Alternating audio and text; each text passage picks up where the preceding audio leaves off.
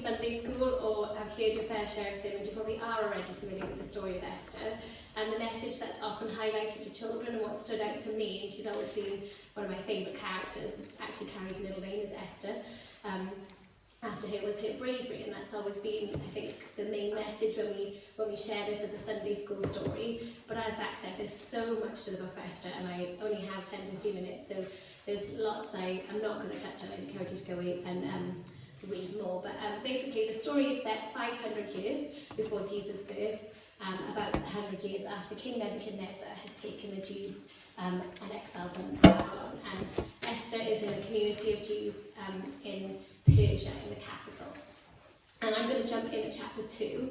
Like I said, as we can't cover everything today. And basically in chapter 2 is where we meet Esther and another key character, Mordecai. So in chapter 2 verse 5 it says, "At the time there was a Jewish man in the fortress of Susa whose name was Mordecai. His family had been among those who, with King Jehoiakim of Judah, had been exiled from Jerusalem to Babylon by King Nebuchadnezzar. This man had a very beautiful and lovely young cousin, Hadassah, who was also called Esther. When her father and mother died, Mordecai adopted her into his family and raised her as his own daughter." So we know about Esther so far that she is an orphan. We don't know what age that she was orphaned. And King Xerxes, he is actually, if you read more into the book, he's a very fickle king. He doesn't actually really seem to make any decisions for himself. He always asks everybody else, what shall I do? And then just does what they tell him, and very often then realises and changes his mind. And he's ended up banishing his previous queen Vashti, who refused to basically become paraded as just for her beauty in front of all of these men. And he decides he wants another queen, and his advisors suggest he basically has a beauty pageant, that's what I think is to find a new queen. So it says in verse 8, "As a result of the king's decree, Esther, along with many other young women, were brought to the king." So basically, she's being forced, or kind of the equivalent of human trafficking. She's been born, but forced to come in, and then undergoes 12 months of beauty regimes before she's presented to the king, and he's enthralled by her beauty and he chooses her. But we need to understand that Esther, although she's now queen and she's essentially being pampered with all these beauty regimes, she's not in this position of able to just relax now in her new place. She has to hide her identity. She's in a very vulnerable position. Number one, that she's a woman, she's subject to the king, but she is a Jew and she's had to hide that background. She's living in a very hostile context as a minority with very little power or influence. And then the main story that we are probably familiar with comes as a result of her older cousin Mordecai and his faithfulness as a Jew. So you might remember the character of Haman, who is one of the king's highest officials. And in chapter 3 we learn that Mordecai refuses to bow down. He knows that he will only bow to the one true God. And it says in verse 5, "When Haman saw that Mordecai would not bow down or show him respect, he was filled with rage. He had learned of Mordecai's nationality, so he decided it was not enough to lay hands on Mordecai alone. Instead, he looked for a way to destroy all the Jews throughout the entire empire of Xerxes." So talk about really petty revenge, that not just on one man, his whole nation, his whole nationality. And for those of us who know the story, this is what kind of puts emotion and what leads to Esther's ultimate act of bravery. But having read deeper, there's so much more, like I said, that we can look at. So then the king then basically signs the decree. He says, he says in verse 11, "The money and people are both yours to do with as you see fit." So even as he is king, he puts on Haman, yes, you can go and destroy all of these people. They pick a date in the future, about a year's time, where all of the Jews are going to be killed. And any law that has been set in Persian law, once it has been sealed by the king, cannot be revoked. So this is going to happen no matter what. Then we read in chapter 4 that Mordecai he's in anguish. He is completely, he's put himself in sackcloth, he's wailing publicly. And again, this is testament to how little influence and importance Esther was given.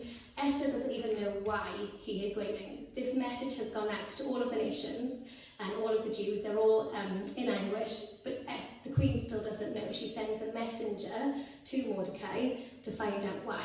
And it says in verse 4 that Mordecai asked the messenger to show the copy of the decree to Esther, so she didn't even know. It shows there's just no need to bother her in the politics. She's just there as this pretty object for the king. And so he asks her, Mordecai asks her to go direct to the king and beg for mercy and plead for her people. She doesn't actually immediately agree. It shows us she is human. She was afraid. She understood the precariousness of her position. In verse 11, she says, all the king's officials and even the people in the provinces know that anyone who appears before the king in his inner court without being invited is doomed to die, unless the king holds out his gold scepter, and the king has not called for me to come to him for 30 days. And actually, in Mordecai's reply in verse 14, in a sense, he gives her a way out, because he says, if you keep quiet at a time like this, deliverance and relief for the Jews will arrive from some other place. So it's like he's saying, she keeps her background hidden, and so they still don't know that she's a Jew. Somebody else would come forward, and she trusts Mordecai. In chapter 2, verse 20, it talks about her obedience to him even after she was no longer living with him. So she could take him at his word here. Mordecai seems very confident that God will deliver the Jews from this situation with or without Esther. And very often we can be of the mindset that, no, it's not us that God is going to use, it's not me that God is calling, no, I don't have the giftings that God is needing here, or perhaps even there's a danger of pride that, no, it should be me who is playing this role because I've got these giftings, it should be me who God is using. But either way, we need to be mindful that God's going to get the job done with or without us, but that we should desire to be used, not just out of worship for him and gratitude, but actually it does benefit us. If we look at worship or we look at prayer, God is still God without our worship. He doesn't depend on it. We know it, even the stones will cry out, it says, doesn't it? He will still be God if we don't worship. But it's a way for us to be intimate with God. When we worship, when we pray, it's not just for other people's benefit too, but we enter into his presence. We have that connection with him. We receive all those spiritual blessings. So that's just a side thing we can learn as we go through the story. So back to verse 14 then. Mordecai goes on to ask the question that has been used in lots of contexts and different wording since. He says, who knows if perhaps you were made queen for just such a time as this? So in other words, he's without mentioning God is saying, perhaps you were placed here for this purpose. And again, let's not misunderstand that she suddenly was like, right, I'm doing it, I'm going straight to the king, completely bold. She consulted God before taking any action, and not just, right, well, I'm going to pray this over, but she says in verse 15 to Mordecai, go and gather together all the Jews of Susa and fast for me. Do not eat or drink for 3 days, night or day. My maids and I will do the same. And then, though it is against the law, I will go in and see the king. If I must die, I must die.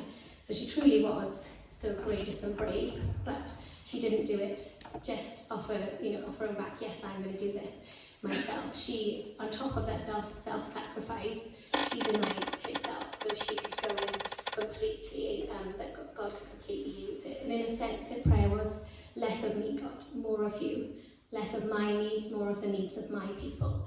And we can see as well her influence over the handmaids that she has had around her, because she says, me and my maids will fast. We can assume that they weren't Jews, but she is asking them to fast with her.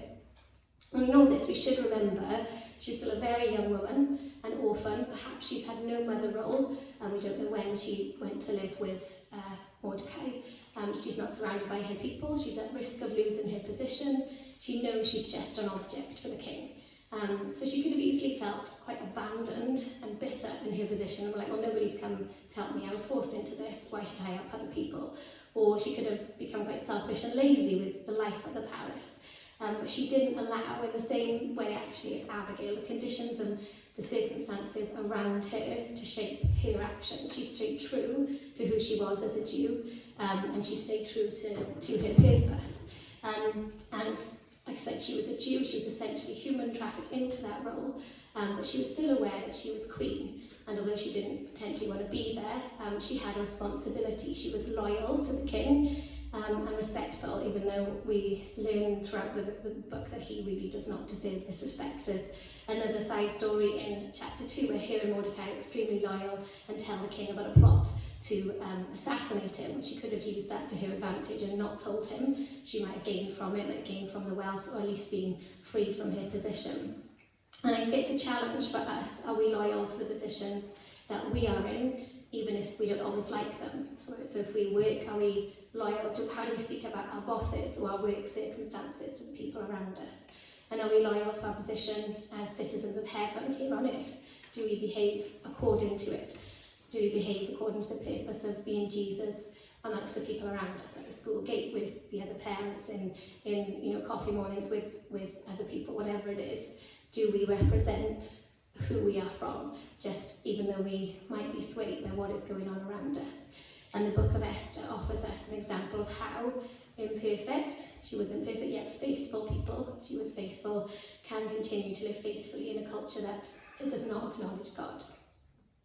Then back to the story, we read then that Esther, so she's showing this measure of dignity and under pressures that we would, could never imagine to face.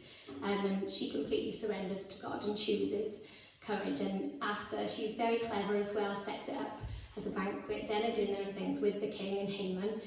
In verse 3 of chapter 7, she goes to him then and says, "If I have found favour with the king, and if it pleases the king to grant my request, I ask that my life and the lives of my people will be spared.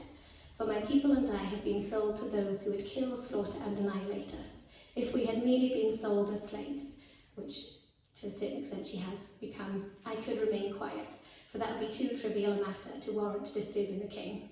And so the king hears this, and again there's so much more to this, but he then goes, he's angry at Haman. Haman has put up a 75-foot pole that he is going to impale Mordecai on, and he ends up being impaled on it himself instead.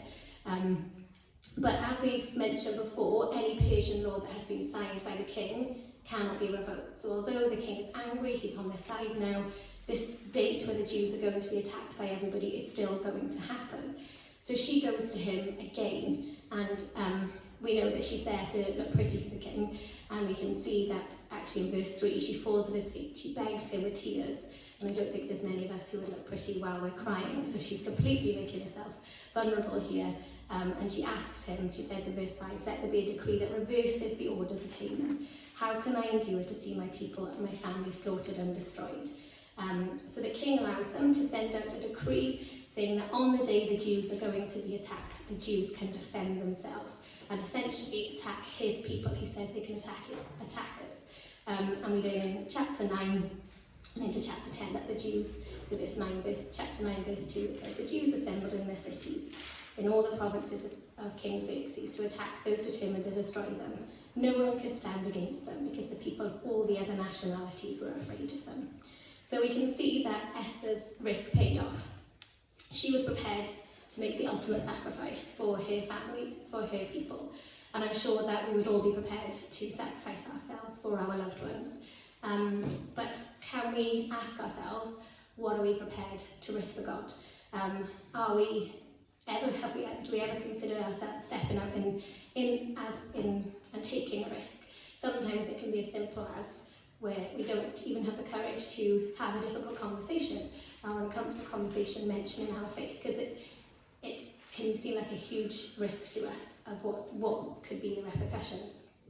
And I've been very challenged lately about the idea of, do I live comfortably? And what I don't mean financially, we all know that it's difficult at the moment, and I also don't mean life in general.